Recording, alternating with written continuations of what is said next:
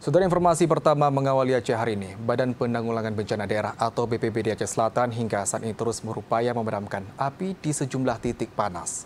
BPBD setempat juga mengimbau kepada masyarakat untuk tidak membuka lahan dengan cara dibakar.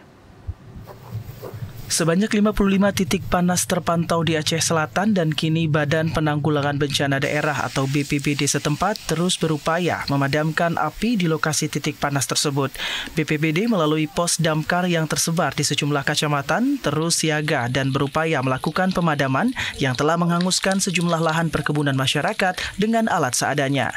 Seperti di Kecamatan Mekeh, sejumlah personel dikerahkan untuk memadamkan api di kawasan pegunungan yang menghanguskan lahan pertanian warga. Setelah berjibaku dengan alat seadanya, petugas berhasil memadamkan api.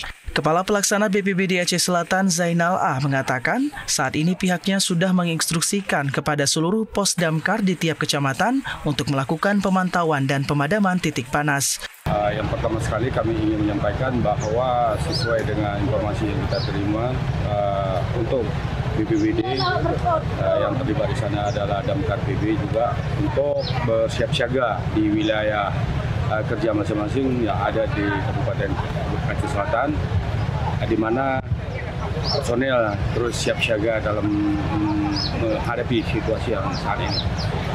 Yang dapat kita lihat pada saat ini adanya titik api itu adanya masyarakat membuka lahan perkebunan yang tanpa pengawasan. Namun dalam ini baru-baru ini juga kita telah melakukan pemadaman dengan dibantu oleh Muspika di kecamatan dan beserta masyarakat untuk memadamkan api yang ada di titik-titik api yang terpantau melalui hotspot kita. BPBD Aceh Selatan juga mengimbau kepada warga untuk tidak membuka lahan pertanian dengan cara dibakar karena saat ini telah memasuki musim kemarau yang dapat memicu terjadinya kebakaran. Dari Aceh Selatan, Asrul Yadi, TVRI Aceh melaporkan.